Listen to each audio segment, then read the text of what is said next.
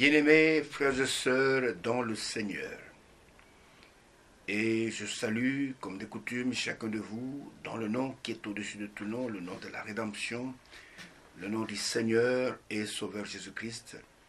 Et je vous souhaite de tout cœur de riches bénédictions à l'écoute de ce que vous allez entendre, et que le Seigneur puisse visiter chacun de vous, et que chacun puisse recevoir dans son cœur la parole révélée pour ce temps, la parole qui suscite la foi, afin que nous puissions être trouvés parmi ceux-là pour lesquels le Seigneur pose la question: quand le Fils de l'homme viendra, trouvera-t-il la foi sur la terre? Ainsi, quelle que soit votre communauté, quelle que soit votre appartenance spirituelle, quelle que soit votre appartenance culturelle, quelle que soit votre tribu, quel que soit votre pays, quelle que soit la couleur de votre peau, nous vous disons simplement que Dieu vous aime et que Dieu veut que tout homme puisse parvenir à la connaissance de la vérité et qu'il puisse expérimenter le salut qui a été préparé d'avance pour ceux qu'il a connus d'avance. Ainsi que la grâce du Tout-Puissant repose sur chacun de vous, pendant qu'encore une fois nous allons nous tourner vers lui pour que lui seul puisse nous parler, parce qu'il est le seul qui possède les paroles de la vie éternelle.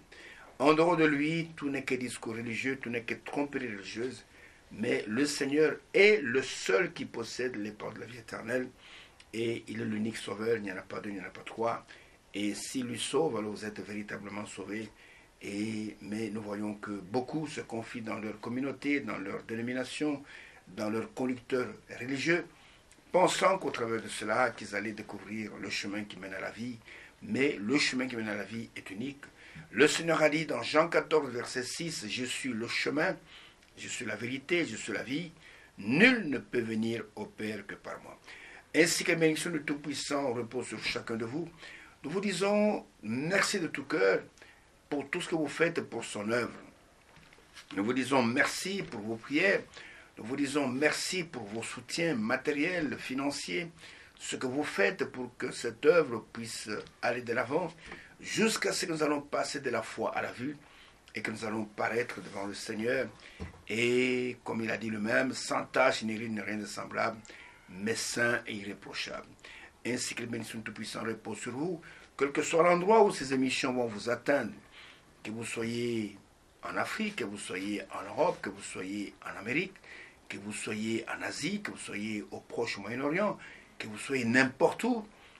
Quand ces émissions vont vous atteindre, d'abord priez pour nous, et que la bénédiction du Tout-Puissant repose sur chacun de vous, et que Dieu puisse vous visiter puissamment en écoutant ces choses, et qu'il puisse vous révéler sa volonté pour ce jour, et que vous puissiez entendre non pas la voix du prédicateur, mais que vous puissiez entendre la voix de Dieu dans ces derniers jours. Ainsi que la bénédiction du Tout-Puissant repose sur chacun de vous, pendant que nous allons qu'une fois nous tourner vers lui et lui demander de pouvoir nous parler, selon qu'il est écrit que son onction nous enseigne toutes choses, et que sa grâce puisse faire que nos cœurs puissent recevoir la semence de vie, et que cette semence puisse germer dans nos cœurs et porter beaucoup de fruits pour la gloire de notre Père Céleste. Ainsi que Dieu vous bénisse richement, pendant qu'une fois nous allons nous tourner vers lui. C'est lui le maître, nous sommes des disciples, et qu'il puisse nous parler et que nos âmes puissent vivre.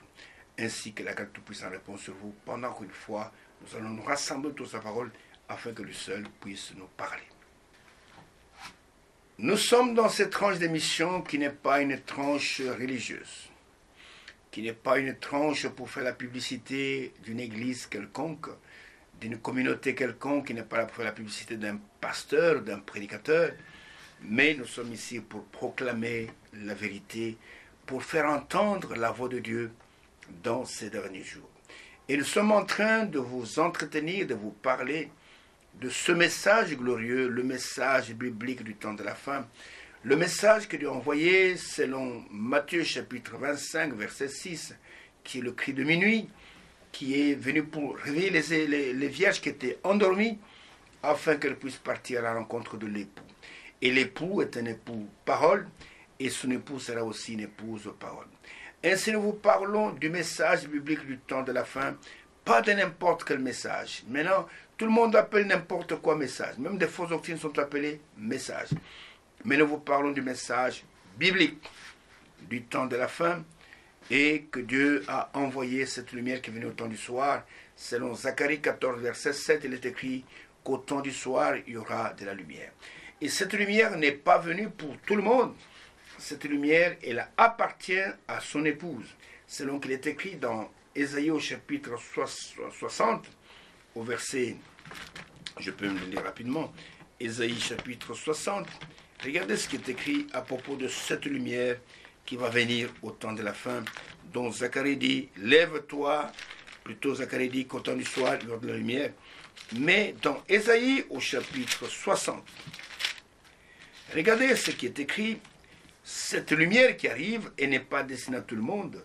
Cette lumière, elle est destinée à un peuple bien particulier, et c'est ce peuple qui verra cette lumière, et ce peuple qui sera conduit dans cette lumière. Il est écrit, lève-toi et sois éclairé, car ta lumière, ce n'est pas n'importe quelle lumière, c'est la lumière qui t'appartient. Il est question ici de l'épouse. Car ta lumière arrive, et la gloire de l'Éternel s'élève sur toi. Voici les ténèbres couvrent la terre, et l'obscurité le peuple. Mais sur toi, l'épouse, l'Éternel se lève, sur toi sa gloire apparaît. Des nations marchent à ta lumière, et des rois à la clarté des terres.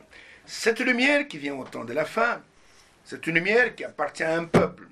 C'est une lumière, elle appartient à l'épouse. Lève-toi, épouse, et sois éclairée. Vous voyez même que le verbe éclairer est au féminin.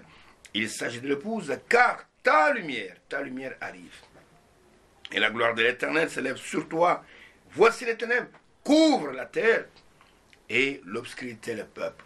Les gens tâtonnent dans les ténèbres. Ils enseignent n'importe quoi. Ils enseignent des choses qui sont contraires à la volonté de Dieu. Mais sur toi l'épouse, l'Éternel se lève. Sur toi sa gloire apparaît. Et les nations aujourd'hui, s'ils ont un peu de lumière, c'est à cause que l'épouse est encore sur la terre. Des nations marchent à ta lumière et des rois à la clarté des terres. Si aujourd'hui, même les groupes de prière, même les dénominations ont un peu de lumière, c'est parce que l'épouse est encore sur la terre. Quand l'épouse sera partie, elle partira avec sa lumière. Et Dieu va se tourner vers Israël. Les nations vont rester carrément dans les ténèbres. Et là, Satan va les induire encore davantage en erreur. Mais pour le moment, les nations marchent à la clarté de tes rayons, épouse. Et nous voyons que c'est sur toi que l'Éternel se lève. Et c'est sur toi que sa gloire apparaît. Ainsi, nous parlons dans cette transmission de l'accomplissement des prophéties bibliques pour notre temps. Dieu a des paroles prophétiques pour chaque temps, et pour notre temps, nous n'avons pas échappé à cette règle. Il y a des paroles que Dieu a prononcées et qui doivent s'accomplir en notre temps, selon qu'il est écrit. Dans Romains, chapitre 9, au verset 28, il est écrit que « Car le Seigneur exécutera pleinement et promptement sur la terre ce qu'il a résolu. » Il y a des choses que le Seigneur a arrêtées. Et comme Habakkuk dit que c'est une prophétie qui va vers son terme, attends-la. Si tu penses qu'elle est en retard, attends-la. Car elle s'accomplira certainement. Et nous voyons qu'il accomplira pleinement, pas en partie, et promptement, d'une manière vraiment en son temps, ce qu'il a résolu sur la terre. Et nous avons parlé du message qui a été envoyé au temps de la fin, et que ce message nous a été révélé au travers d'un ministère prophétique. Nous avons parlé du ministère de distribution de la nourriture, qui a été envoyé après le ministère du prophète, selon Malachie d'abord, chapitre 4, verset 5, verset 6. Ça, c'est le ministère prophétique. Et puis après, il y a Matthieu, chapitre 24, verset 45 et verset 47, qui parle de serviteurs fidèles et prudents, qui doit venir pour distribuer la nourriture spirituelle au temps convenable. Et nous voyons qu'il n'est pas seul. Il y a d'autres ministères qui sont attachés à lui parce qu'il a été établi sous les gens de la maison de Dieu afin de distribuer la nourriture qui a été emmagasinée. Et nous avons montré tout cela par les Saintes Écritures. Il n'y a que les aigles qui peuvent voir cela. Ceux qui ne sont pas de Dieu ne comprendront pas. Vous comprenez? Regardez ce qui est écrit par exemple dans Daniel chapitre 12. Daniel chapitre 12, à propos des temps de la fin. Allez avec moi à la fin du livre de Daniel, au chapitre 12. Regardez ce que Daniel dit, ou bien ce qui a été dit à Daniel à propos des temps de la fin. Vous comprenez? Tout le monde ne comprendra pas. Mais il écrit ceci Daniel chapitre 12, verset 2 jusqu'au verset 4. Il dit, ici il est question de la résurrection, de résurrection, il dit, plusieurs de ceux qui dorment dans la poussière de la terre, ça viendra après, se réveilleront, les uns pour la vie éternelle et les autres pour l'opprobre, pour la honte éternelle. Écoutez, ceux qui auront été intelligents brilleront comme la splendeur du ciel, et ceux qui auront enseigné la justice à la multitude brilleront comme des étoiles à toujours à perpétuité. Écoutez maintenant ce qu'il dit. Toi, Daniel, tiens secrètes ces paroles, et c'est le livre jusqu'au temps de la fin. Plusieurs alors le liront, et la connaissance augmentera.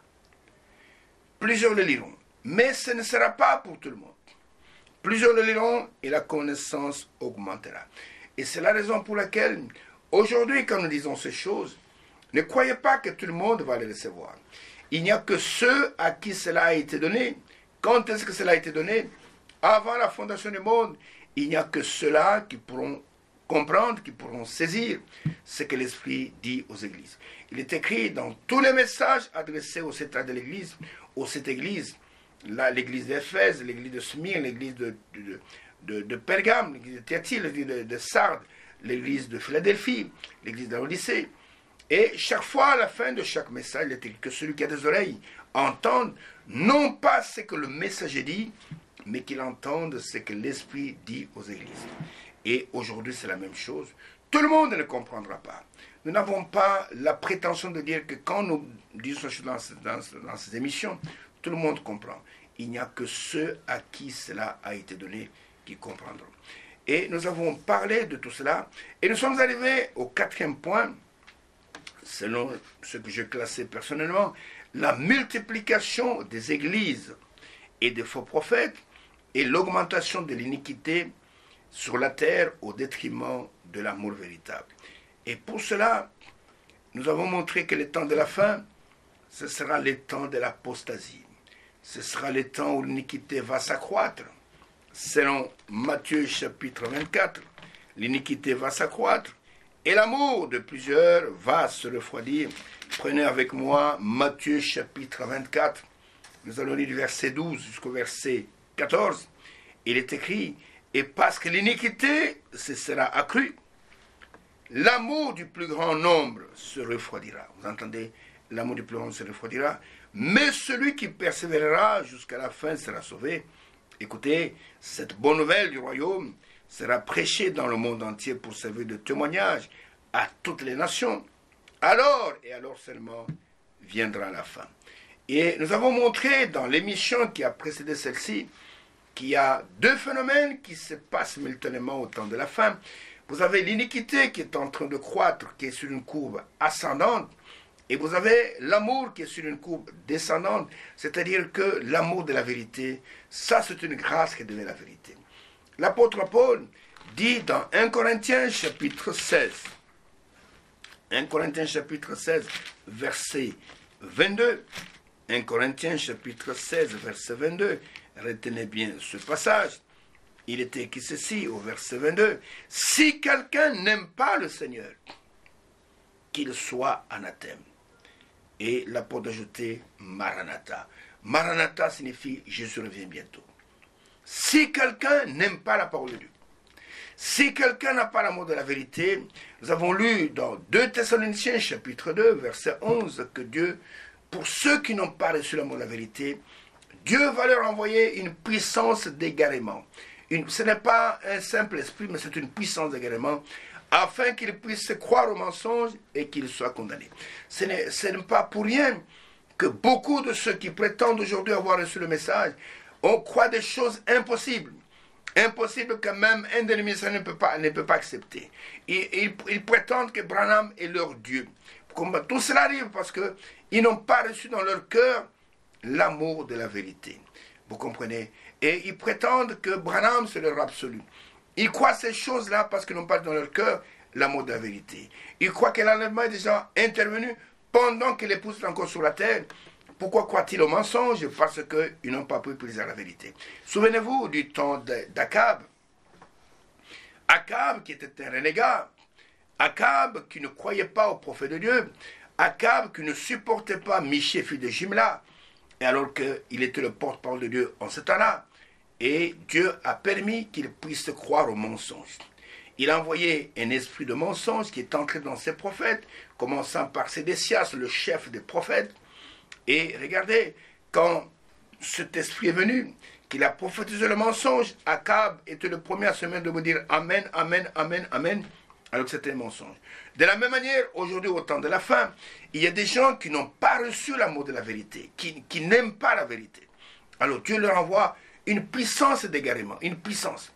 Une puissance, c'est comme un tourbillon, comme un, c'est pas moi, ces vents violents, les tornades qui éclatent dans des pays comme les États-Unis. Vous voyez une tornade qui vient, c'est comme un tourbillon qui est en train de tourner, qui est en train d'avancer. Et quand il arrive, frère, les gens, ils n'ont que, pour ne pas être tués, ils doivent se réfugier dans le sous-sol. Quand cette tornade arrive, tout part, la toiture de la maison s'envole, les murs, vous savez, la plupart des maisons aux États-Unis, les gens ne le savent pas, sont construits en bois. Vous voyez une maison qui est très jolie, mais c'est du bois à l'intérieur. L'ossature, c'est du bois. Et quand la tornade arrive, tout s'envole. Tout ce bois s'envole. Et tout simplement parce que ils n'ont pas de fondations solides. Vous comprenez? Vous allez dans des grandes villes comme Houston, comme c'est toutes les maisons, les belles villas que vous voyez là-bas, c'est du bois qui a été revêtu avec de bons revêtements. Mais c'est un... Donc, c'est-à-dire que la tornade arrive et elle emporte tout sur son passage. Vous comprenez? Et la puissance d'égarement, quand elle vient, elle emporte tous ceux qui ne croient pas à la vérité, mais pour ceux que Dieu a connus d'avance. Il a établi pour eux 5 ministères dans l'Église. Et ces 5 ministères, selon Éphésiens chapitre 4. Oh, mes bien-aimés, je me sens heureux quand je parle de ces choses. Et dans Éphésiens chapitre 4, pourquoi Dieu a-t-il établi ces 5 ministères dans l'Église? Écoutez ce qu'il dit, Éphésiens 4, à partir du verset 11. Et il a donné les uns comme apôtres, les autres comme prophètes, les autres comme évangélistes, les autres comme pasteurs et docteurs. Pourquoi? Pour le perfectionnement des saints, en vue de l'œuvre du ministère et de l'édification du corps de Christ, jusqu'à ce que nous soyons tous parvenus à l'unité de la foi et de la connaissance du Fils de Dieu, à l'état d'homme fait, l'homme mûr, à la mesure de la stature parfaite de Christ. Écoutez, pourquoi fait-il cela? Verset 14. Afin que ainsi nous ne serons plus des enfants flottants. Écoutez, flottants et emportés à tout vent de doctrine. Flottants, emportés par la tornade de la fausse doctrine et par la tromperie des hommes, par le ruse dans les moyens de séduction. C'est pourquoi, quand le message est entré dans ce pays, il y a eu des vents de doctrine qui sont venus.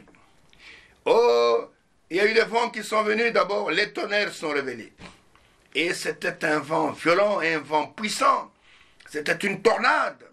Oh, ceux qui n'avaient pas de racines, ceux qui n'étaient pas enracinés en Christ, ont été emportés comme de la paille. Et ils ont été emportés, ils ont vu l'ange d'Apocalypse 10, verset 1 à 4, en train de descendre. Ils ont vu beaucoup de choses. Et ils ont d'autres même qui ont d'abord commencé par croire que les tonnerres sont révélés. Et après, ils ont découvert que un certain Mukula Chupoya Kazali était devenu Elohim, était devenu Dieu. Aujourd'hui, je vous parle, il est dans la tombe. Et il était Dieu. Et puis après, ils ont découvert que Branham était Dieu. Frère, ce sont des vents qui arrivent. Ce sont des vents qui emportent les gens. Et briser la prédication, le serpent écrasé. Et vous allez voir là-dedans comment l'homme de Dieu nous a mis en garde. Qu'il y a un esprit qui parcourt le monde entier, qui fait croire aux gens que je suis le Messie, que je suis Dieu. Il dit que c'est une tromperie du diable.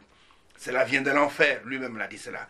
Et ces ministères ont été établis pour que nous ne soyons pas emportés à tout vent de doctrine. Ainsi, au temps de la fin, il y a l'iniquité qui s'accroît, et il y a l'amour de la vérité qui descend. Et j'espère que vous êtes dans la bonne catégorie qui garde là, parce qu'il a dit que celui qui persévérera dans cet amour jusqu'à la fin, c'est celui-là qui sera sauvé. Alors nous voyons qu'au temps de la fin, Des hommes s'élèveront avec des enseignements antibibliques, avec des enseignements de l'iniquité.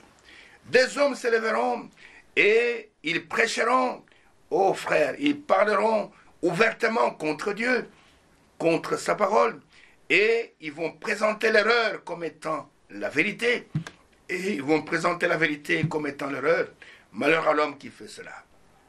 Il est écrit dans le livre d'Ésaïe, malheur à l'homme qui prêche, qui prend le bien pour le mal pour le bien. Malheur à cet homme-là qui manque le discernement. Et nous voyons qu'il y a des hommes qui vont s'élever, qui vont prêcher des doctrines pernicieuses, qui vont entraîner la multitude, comme nous l'avons lu dans Matthieu chapitre 24, verset 10. Il est écrit là-bas, Matthieu 24, verset 10.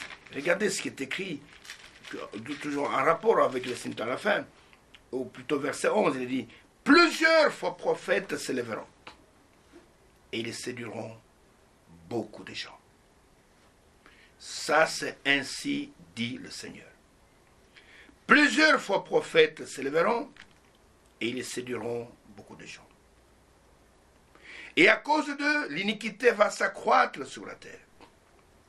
Ils vont enseigner les gens à se rebeller contre Dieu et contre sa parole.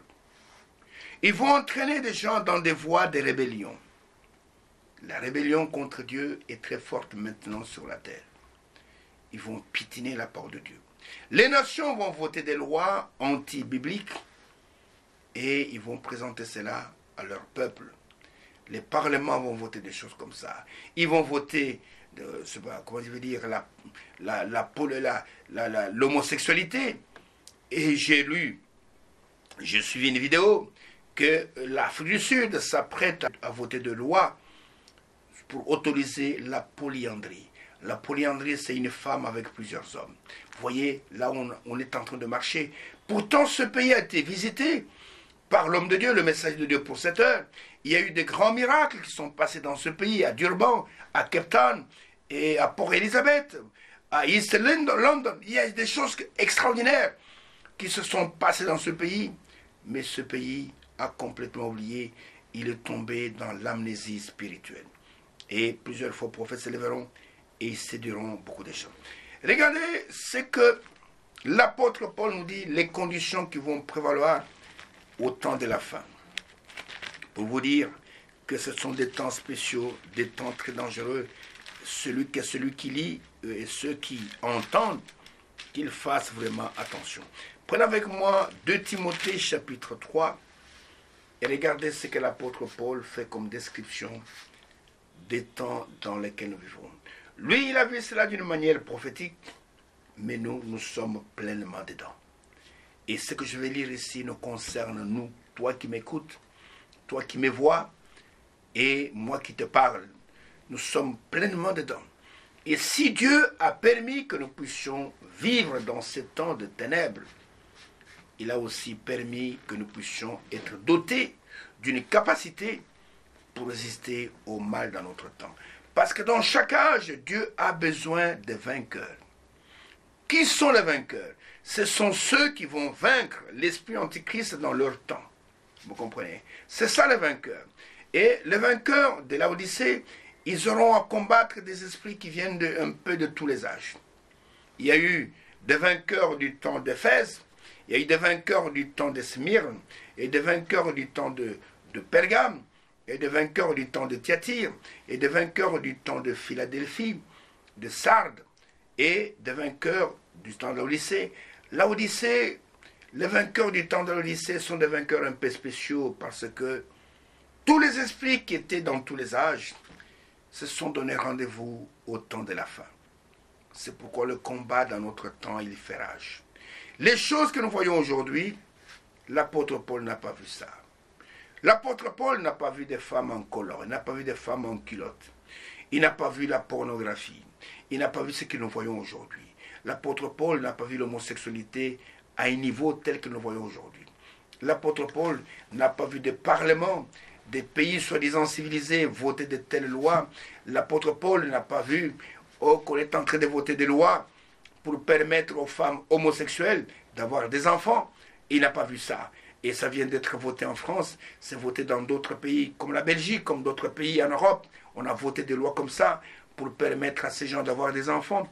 Étant des homosexuels, ils vont éduquer ces enfants dans leur manière de vivre qui est homosexuelle et la perversion va se répandre sur la terre. C'est ça le temps que nous vivons. Maintenant, allons dans 2 Timothée au chapitre 3. Commençons par le verset 1er. Et je vais voir là, je vais m'arrêter. Mais c'est une description terrible du temps de la fin. Non seulement dans la vie physique, mais aussi dans la vie spirituelle. Lisons ensemble avant de faire d'autres commentaires. Et c'est l'apôtre Paul qui s'adresse à Timothée. Il lui dit, sache que dans les derniers jours, c'est les jours dans lesquels nous vivons, il y aura des temps difficiles. Car les hommes seront, écoutez, égoïstes, amis de l'argent, fanfarons, hautains, blasphémateurs, donc ils vont même injurier Dieu, rebelles à leurs parents, ingrats, irréligieux, insensibles, déloyaux, calomniateurs, intempérants, cruels, ennemis des gens de bien, traîtres, emportés, enflés d'orgueil, aimant le plaisir plus que Dieu, ayant l'apparence de la piété, mais reniant ceux qui ont fait la force. Et l'apôtre dit à Timothée, éloigne-toi de ces hommes-là. En fait, l'apôtre Paul, il s'adressait à toi, il s'adressait à moi. Parce que Timothée ne vivra pas au temps de la fin. Timothée ne sera pas dans les derniers jours. Timothée est mort, Timothée est enterré, Timothée est dans le paradis, Timothée attend la résurrection pour paraître avec tous les saints. Mais ici, cette parole s'adresse à toi et moi qui vont dans ce temps de la fin. Il est dit que les hommes seront égoïstes, c'est vrai. Regardez, si vous regardez le globe mondial, vous allez voir que les richesses du monde sont concentrées entre les mains d'une petite poignée de personnes. Regardez le monde occidental, l'Europe. Regardez les États-Unis. L'Europe est toute petite. Regardez le reste du monde. Ils vont concentrer, ils seront égoïstes. Regardez ces gens. Je donne un exemple.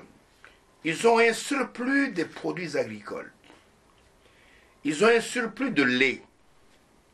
Ils ont un surplus de tomates. Ils ont un surplus d'oignons. Ils ont un surplus de pommes. Ils ont un surplus de poires, de beaucoup de choses. Vous savez ce qu'ils font? Ils ont un surplus de beurre. Vous savez ce qu'ils font? Pour ne pas faire baisser les prix des marchés, ils préfèrent détruire les stocks qui sont en supplément que d'envoyer dans les pays qui en ont besoin pour vivre. Ils préfèrent déverser du lait dans des caniveaux qu'envoyer ce lait là où les enfants souffrent du kochokor comme au Yémen, comme dans certains pays d'Afrique. Ils préfèrent déverser cela dans des caniveaux. Ils préfèrent écraser des tomates plutôt que de les envoyer là où les gens meurent de faim. Les gens seront égoïstes. Les gens seront amis de l'argent. Sur toute la terre, la course c'est vers l'argent. Fanfarons, c'est comme des comédiens. Ils seront hautains. Ils vont faire des discours pour montrer qu'ils sont plus civilisés que vous, alors qu'ils sont possédés par des démons. Vous comprenez? Ils seront blasphémateurs, marchant sur la parole de Dieu, disant n'importe quoi, rebelles à leurs parents, ingrats, irréligieux, déloyaux, insensibles, déloyaux, calomniateurs, intempérants, cruels. C'est dans ce temps qu'on voit les hommes égorger leurs frères comme des chèvres, sans aucune pitié, et cruels, ennemis des gens de bien, traîtres emportés, enflés d'orgueil, aimant le plaisir plus que Dieu, et sur le plan spirituel, ayant l'apparence de la piété. Ils sont très religieux, mais reniant ceux qui ont fait la force. Et la sentence tombe de la part de Paul, notre frère Paul, éloigne-toi de ces hommes-là. Et il est dit au verset 6, il en est parmi eux qui s'introduisent dans les maisons et captivent des femmes, des faibles femmes, chargées de péché, agités par des passions de toute espèce, c'est-à-dire qu'il y a même des prédicateurs qui entrent chez des femmes. Vous trouvez des soi-disant pasteurs qui courent avec des femmes dans les églises, qui vont soi-disant pour pouvoir exhorter des femmes dans leur maison, mais en fait c'est pour pouvoir se prostituer avec elles. Et vous avez aujourd'hui des soi-disant chanteurs chrétiens qui sont des grands débauchés, qui sont des adultères. Vous comprenez? Et de temps en temps, il y a des scandales qui éclatent dans des journaux, à la télévision. Et regardez, ce sont des signes du temps de la fin. Et il est écrit au verset 7, « Apprenant toujours, ils ont des écoles de théologie et ne pouvant jamais arriver à la connaissance de la vérité. » Parce que s'ils arrivent à la connaissance de la vérité, ils auront la vie éternelle. Parce qu'il est écrit dans Jean chapitre 17, verset 3, « Or, la vie éternelle, ô Seigneur, ceux qui te connaissent, toi le seul vrai Dieu, et celui que tu as envoyé, Jésus-Christ. » Et puis, il est dit au verset 8, « De même que Janès et Jambres s'opposèrent à Moïse, de même ces hommes s'opposent à la vérité, étant corrompus d'entendement et réprouvés, rejetés en ce qui concerne la foi. » Ça, c'est un signe du temps de la fin. Dieu nous a envoyé un message puissant, mais il y a des hommes sur cette terre, des prédicateurs, qui sont comme Janès et Jambres. Qu'est-ce que Janès et Jambres ont fait quand Moïse est allé devant Pharaon? Janès et Jambres ont été utilisés par Pharaon. Il nous a parlé des magiciens. C'est dans le Nouveau Testament qu'on nous dit leur nom, qui s'appelait Janès et Jambres.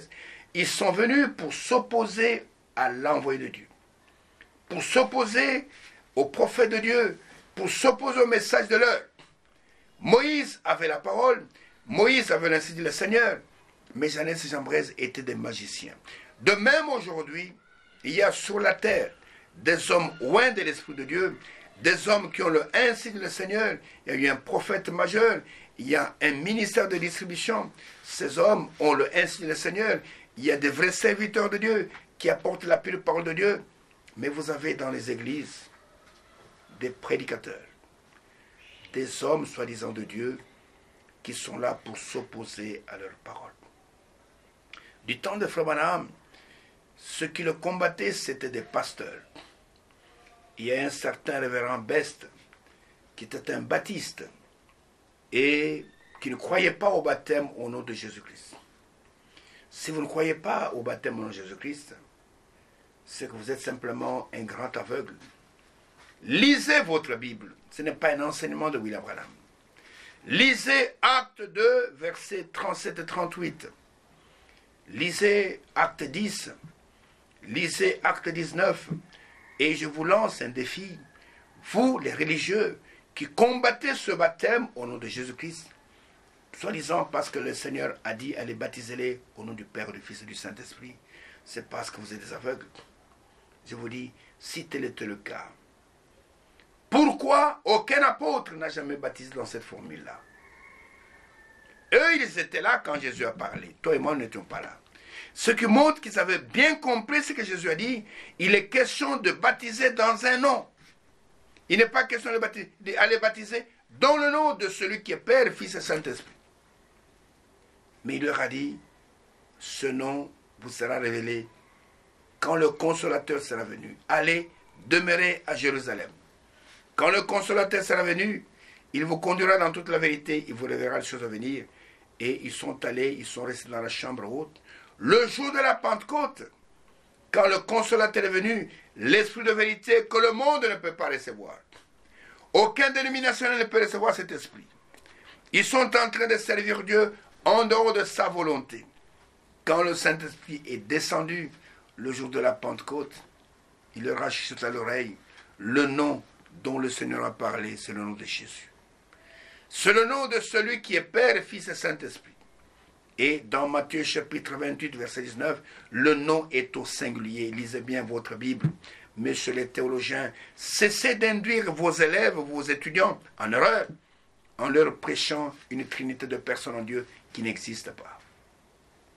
Si la trinité de personnes existait en Dieu, montre-moi un seul endroit où le mot éternel est au pluriel. Je lance le défi depuis des années. Je lance le défi à tous les professeurs, tous les docteurs en théologie. Venez me montrer un seul endroit dans cette Bible où le mot éternel est au pluriel.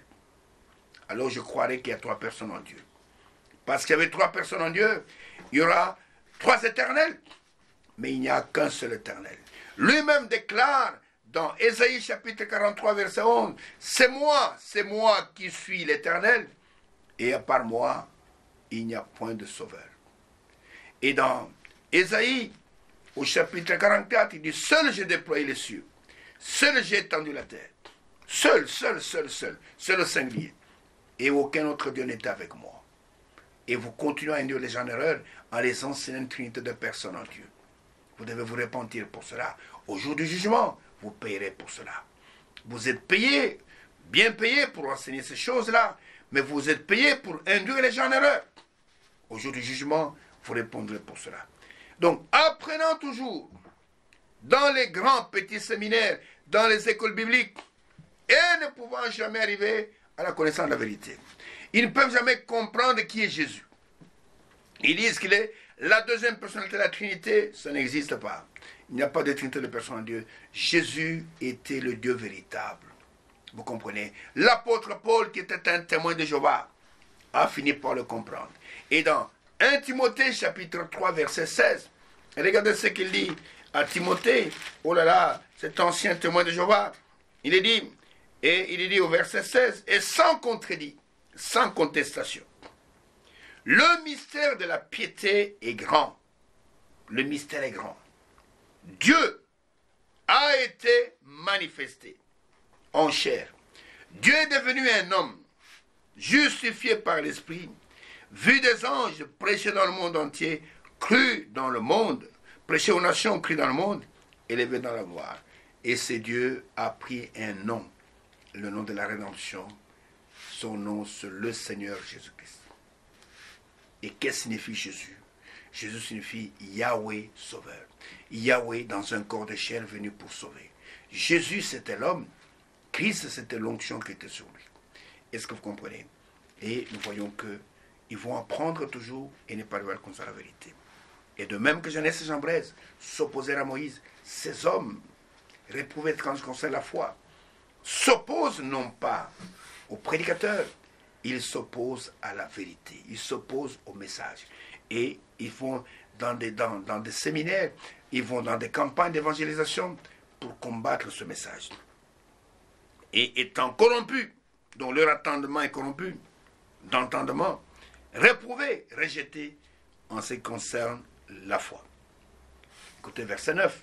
Mais ils ne feront pas de plus grands progrès, car leur folie sera manifestée pour tous, sera manifeste pour tous, comme le fut celle de ces 2 hommes. Qu'est-ce qui s'est passé, Jeannès et Jambres? Ils sont venus s'opposer à Moïse. Moïse a lancé son bâton sur le sol. Le bâton est devenu un serpent. Pharaon dit, c'est tout ce que tu sais faire, Moïse. Moi, j'ai des spécialistes ici. Il dit, appelez-moi Jeannès et Jambres. Jeannès et Jambres sont venus, ils ont copié textuellement le miracle de Moïse. Mais qu'est-ce que Dieu a fait? Le serpent de Moïse a avalé les 2 serpents de Jeannès et Jambres. Qu'est-ce que cela signifie? Ça dit que la puissance de Dieu va engloutir toute la puissance du mensonge. Ils peuvent faire des miracles, ils peuvent faire n'importe quoi, mais ils n'ont pas de parole. Ils n'ont pas l'insigne du Seigneur. Dieu ne les a pas envoyés. Et finalement, la vérité engloutira l'abri du mensonge. Et leur folie sera manifeste comme le fut celle de ces 2 hommes. Verset 10. Pour toi Timothée, tu as suivi de près mon enseignement et l'enseignement biblique, ma conduite dans les Saintes Écritures, mes projets, ma foi, ma douceur, mon amour, ma constance dans la foi et mes persécutions, mes souffrances. À quelle souffrance n'ai-je pas été exposé à Antioche, à Icône, à Lystre? Quelle persécution n'ai-je pas supporté? Et le Seigneur m'a délivré de toutes. Il ajoute, or tous ceux qui veulent vivre pieusement en Jésus-Christ seront persécutés.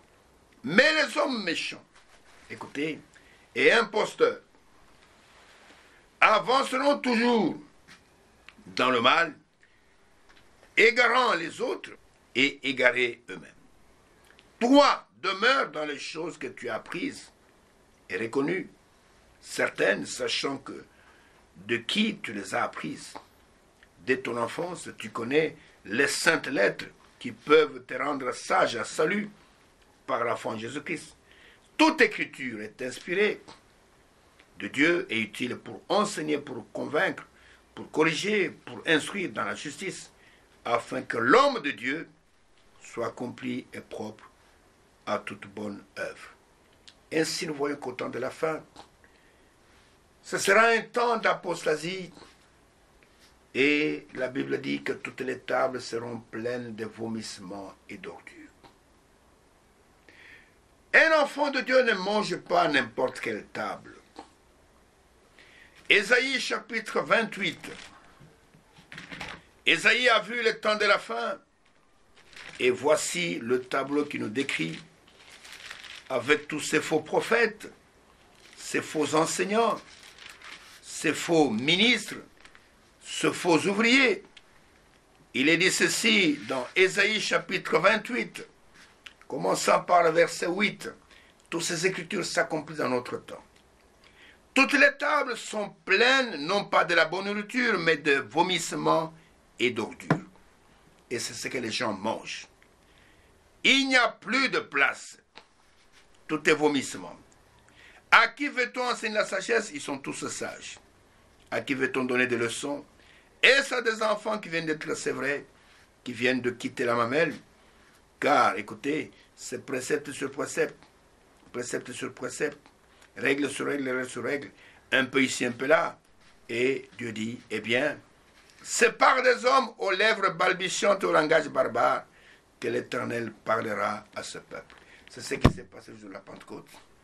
Il a parlé à la multitude au travers des hommes dont les lèvres balbutiaient et qui étaient remplis du Saint-Esprit. Vous comprenez? Et les temps de la fin, ce sera des temps d'intense séduction. À cause de ce faux prophète, à cause de beaucoup de faux docteurs, à cause de tous ces faux enseignements, où on va faire croire aux gens le mensonge comme étant la vérité, et on va piétiner la vraie parole, où le vrai et le faux seront tellement proches qu'il faut être un élu pour voir la différence. Et dans Matthieu chapitre 24, Matthieu chapitre 24, regardez ce que le Seigneur lui-même nous dit, dans les conditions qui vont prévaloir quand ces temps de la fin vont arriver, que le faux sera tellement proche du vrai qu'il faut être un prédestiné pour voir la différence. Et il est écrit ceci, Matthieu 24, du verset 24 au verset 28. Car il s'élèvera des faux Christ et des faux prophètes. Ça c'est promis, c'est garanti, cela va arriver. Ils feront des grands prodiges et des miracles, au point de séduire, s'il était possible, même les élus. Pourquoi cela n'est-il pas possible pour les élus? Parce que les élus, ils ont la sémence véritable. Ils ont la parole de Dieu. Les élus, ils sont scellés du Saint-Esprit qui avait été promis. Les élus, ils sont les enfants de la promesse, qui reçoivent la parole de la promesse et qui sont scellés du Saint-Esprit qui avait été promis. Et nous voyons que le vrai et le faux seront tellement ensemble, vont cheminer ensemble. Et que si cela était possible, mais c'est impossible, que même les élus pourront être séduits, mais cela ne sera pas possible parce qu'ils ont la parole de Dieu, ils ont le discernement, ils ont la sémence de Dieu. Au verset 25, le Seigneur dit, « Voici, je vous l'ai annoncé d'avance. » C'est comme un avertissement. Si donc on vous dit, voici il est dans le désert, n'y allez pas. Voici il est dans les chambres, ne le croyez pas. Car comme l'éclair part de l'Orient et se montre jusqu'en Occident, ainsi sera l'avènement du Fils de l'homme. Et voici là où les élus vont se rassembler pour échapper aux faux enseignements. Au verset 28, il est dit, en quelque lieu que soit le corps ou les cadavres, là s'assembleront, ce ne sont pas les vautours, mais s'assembleront les aigles. C'est-à-dire que les élus vont se rassembler toute la parole fraîchement révélée. Parce que l'aigle ne mange pas de la pourriture. Les élus, ils seront connectés à ce que l'Esprit fait dans leur temps. Les élus ne seront pas immobiles. Mais les élus, ils marchent avec l'Esprit de Dieu selon le temps et le moment dans lequel ils vivent. William Branham est mort. William Branham est rentré à la maison depuis 1965. Et l'Esprit de Dieu ne s'est pas arrêté en 1965. L'Esprit de Dieu continue à marcher. Et pendant qu'il marche, les élus marchent avec lui. Lève-toi et sois éclairé, car ta lumière arrive. C'est une lumière qui marche. Ce n'est pas une lumière qui est statique. Vous comprenez? Dieu n'est pas statique. Dieu, il est tout le temps en mouvement. Dieu, il est la dynamique. Vous comprenez? Dieu n'est pas figé à un seul endroit. Dieu est en train de marcher. Regardez, quand Jean-Baptiste est venu et que Jean-Baptiste est mort, décapité, l'œuvre de Dieu ne s'est pas arrêtée. L'œuvre de Dieu a continué. Jésus est venu. Jésus est mort sur la croix. Il est ressuscité, il est allé au ciel. L'œuvre de Dieu ne s'est pas arrêtée. L'œuvre de Dieu a continué. Selon ce qui est écrit dans Ésaïe 53, verset 10. Qu'après avoir livré son âme en sacrifice pour le péché, il verra une postérité. Écoutez, il prolongera ses jours. Il ne va pas s'arrêter. Et l'œuvre de l'Éternel prospérera entre ses mains. Et ses mains, ce sont les membres de son corps. William Branham est allé à la maison. Il a dit, ce message continuera. Il a dit, Seigneur, je sens que mon temps pour entrer à la maison est arrivé. C'était le 24 mars 1963, quand il a terminé avec les sauts, dans le 7e saut. Je sens que le temps où je vais traverser la rivière est arrivé. Quand je traversais la rivière, permets que je puisse remettre cette vieille épée, l'épée de la parole, à un homme qui sera trouvé honnête et qui continuera avec le message. Il a prié comme ça. Il savait que le message n'allait pas s'arrêter avec sa mort. Mais il y a des gens qui sont figés en 1965. Leur compteur, leur calendrier s'est arrêté le 24 décembre 1965, alors que le Saint-Esprit continue à marcher. Et ils se sont arrêtés là-bas. Ils se sont arrêtés. Et ils pensent que l'Abraham va ressusciter. Il va tenir des réunions sous une tente. Oh, ça sera terrible. Ils pensent qu'il y aura des hommes spéciaux qui vont venir. Et avec le ministère de cette tonnerre, qui vont prêcher dans le monde entier. Vous attendrez longtemps. C'est parce que vous ne connaissez ni le jour, ni l'heure dans laquelle vous vivez. Et vous êtes figés là-bas. Mais les élus de Dieu ne seront pas stoppés par ces choses-là.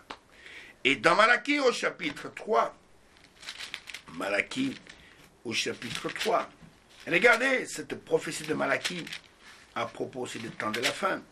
Malachie dit ceci, parce que au temps de la fin, quand l'apostasie va augmenter, la crainte de Dieu va disparaître parmi les gens. Les gens ménagent dans les églises comme si Dieu est absent. Mais ne vous en faites pas, chacun recevra son salaire. Ce qu'un homme aura semé, c'est qu'il va récolter. Et dans Malachie, chapitre 3, du verset 16 au verset 18, il est écrit, « Alors ceux qui craignent l'Éternel se parlèrent l'un à l'autre. Ils ne sont pas nombreux. L'Éternel fut attentif et il écouta. Un livre de souvenirs fut écrit devant lui. Pour ceux qui craignent l'Éternel et qui honorent son nom, ils seront à moi, dit l'Éternel des armées. Ils m'appartiendront au jour que je prépare. J'aurai compassion d'eux comme un homme a compassion de son fils qui le sert. » Écoutez maintenant le verset 18 et vous verrez de nouveau la différence. Entre le juste et le méchant, entre celui qui sert Dieu et celui qui ne le sert pas, celui qui sert son ventre, vous verrez la différence. Il n'y a que les élus qui verront ces différences. Les autres ne verront pas. Les autres vont voir tout le monde que ce sont des serviteurs de Dieu. Mais regardez ce que la Bible dit dans 2 Corinthiens chapitre 11. Et il nous est enseigné que non seulement Satan se déguise en ange de lumière, mais ses serviteurs aussi, ses ministres, se déguisent en ministres de justice. Prenez avec moi, tout sont des choses graves que je vous dis là. Mais ceux qui sont de Dieu, ils ont suffisamment de discernement pour le voir. Tous ceux qu'on appelle ministres ne sont pas ministres de Dieu. Tous ceux qu'on appelle prédicateurs ne sont pas prédicateurs. Tout ce qu'on appelle l'église n'est pas l'église. Tout ce qu'on appelle pasteur n'est pas pasteur. Tout ce qu'on appelle évangéliste n'est pas évangéliste. Regardez ce que l'apôtre Paul dit sous l'inspiration.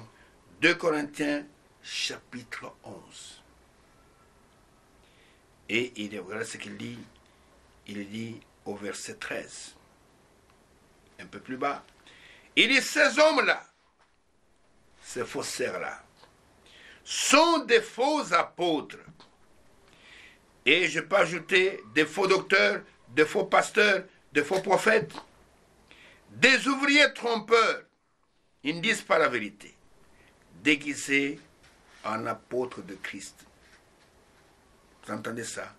Des faux apôtres, des faux frères, des fausses sœurs, des faux ouvriers, des ouvriers trompeurs, déguisés en apôtres de Christ.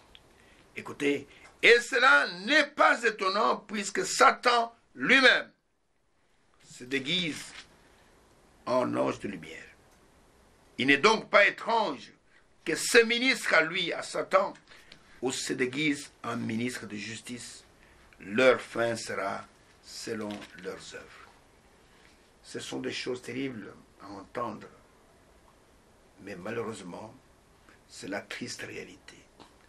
Et tout ceci doit s'accomplir. Des faux apôtres, des faux prophètes. Vous avez des gens qui ont une audace extraordinaire, ici à Kinshasa, qui font des affiches au tel prophète des nations. Et tu lui poses la question, tu es prophète, qui t'a établi prophète? Les prophètes de l'Ancien Testament, c'est Dieu qui les appelait, qui les établissait.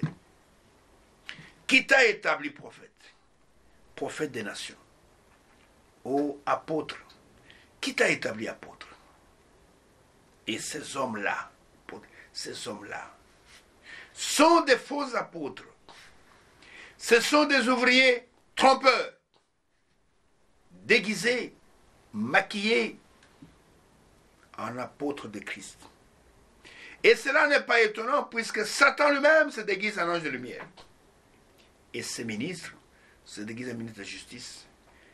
Mais le Seigneur a dit, on reconnaît l'arbre à ses fruits, vous reconnaîtrez ces gens-là à leurs œuvres.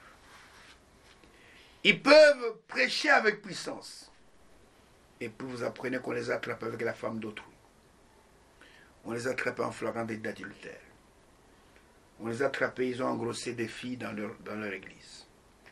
C'est par leur vie que nous allons les identifier. Paul a dit à Timothée, tu as suivi mon enseignement. Tu as suivi ma constance. Un vrai ministre de Dieu, il est constant dans la foi. Mais nous voyons que nos ministres en nous, ils sont comme des papillons qui volent d'une doctrine à une autre. Aujourd'hui, ce sont les tonnerres. Demain, nous sommes déjà enlevés. Demain, c'est Branham qui est le troisième Adam. Des choses pareilles. Un véritable ministre de Dieu, son enseignement ne sort pas dans les cadres de la parole de Dieu. C'est pourquoi l'apôtre Paul a donné ce conseil à Timothée qui était son compagnon de route. Et ce conseil a été donné à Frère Branham. Et ce conseil a été donné aussi à Frère Franck. Dans 2 Timothée au chapitre 4. Du verset 1er au verset 5, il est écrit « Je t'en conjure devant Dieu et devant Jésus-Christ. » Écoutez, écoutez. Non pas qu'ils doivent juger, mais qui doit juger. On parle de Dieu, de Jésus-Christ, mais le verbe est au singulier. Que celui qui a des yeux pour voir qu'il voit, des yeux pour entendre qu'il entende. Qui doit juger les vivants et les morts. Et au nom, non pas de leur avènement, mais au nom de son avènement et de son royaume. Pas de leur royaume, non, non. Au nom de son avènement et de son royaume. Voici la recommandation de Paul à Timothée. Prêche la parole. Ne prêche pas les interprétations. Au commencement n'étaient pas les interprétations. Au commencement était la parole. Et la parole était Dieu. Et la parole était avec Dieu. Toutes choses ont été faites par elle. Et rien de ce qui a été fait n'a été fait sans elle. Et en elle seulement était la vie. Et la vie était la lumière des hommes. Prêche la parole. Insiste en toute occasion. Favorable ou non. Reprend, censure, exhorte avec toute douceur. En instruisant, car il viendra un temps. Ce temps est arrivé où les hommes ne supporteront pas la saine doctrine. Mais il y a la démangeaison, c'est en eux, d'entendre des choses agréables. Ils se donneront eux-mêmes une foule de docteurs, selon leurs propres désirs, détourneront l'oreille de la vérité et se tourneront vers les fables. Mais toi, homme de Dieu, sois sobre en toutes choses, supporte les souffrances, fais l'œuvre d'un évangéliste, remplis bien ton ministère. Voici les conseils que je donne à tous les véritables ministres, à tous les hommes appelés par Dieu. Prêche la parole. Insiste en toute occasion. Il viendra un temps où les hommes ne supporteront pas la sainte doctrine. Mais ayant la démangeaison d'entendre des choses qui leur sont agréables, ils vont détourner l'oreille de la vérité. Ils vont piétiner la vérité. Ils vont marcher dans l'iniquité. Et ils vont se tourner vers des fables, vers des histoires inventées. Mais toi, sois sobre en toutes choses. Supporte les souffrances, supporte les moqueries, fais l'œuvre d'un évangéliste et remplis bien ton ministère. Les temps de l'apostasie, les temps où les hommes vont raconter n'importe quoi et que Dieu nous vienne en aide, ce temps, nous sommes pleinement dedans. Que la grâce du Tout-Puissant repose sur chacun de nous, que le prédicateur prêche la véritable parole, que le frère et la sœur puissent croire la véritable parole, parce qu'il n'y a plus de temps. Et l'épouse de Christ est une épouse parole. Il ne prendra pas une prostituée, il ne prendra pas une femme déviergée, mais l'épouse sera une vierge pure. Et je crois de tout mon cœur que si tu es une sémence prédestinée sur la semence d'Abraham, tu es cette vierge pure qui ira à la rencontre de l'époux avec sa lampe allumée et la cruche d'huile. Et je crois qu'à ce moment-là, tu seras dans la gloire et le Seigneur sera fier de toi parce que tu as marché, tu as vaincu les esprits séducteurs dans ton temps. Ainsi que le bénisse qui vous accorde le discernement des choses les meilleures. Attachez-vous à la vraie parole de Dieu. Serrez dans votre cœur la parole de Dieu pour ne pas pécher contre Dieu. Et si Dieu le veut, je vous donne rendez-vous à l'émission prochaine.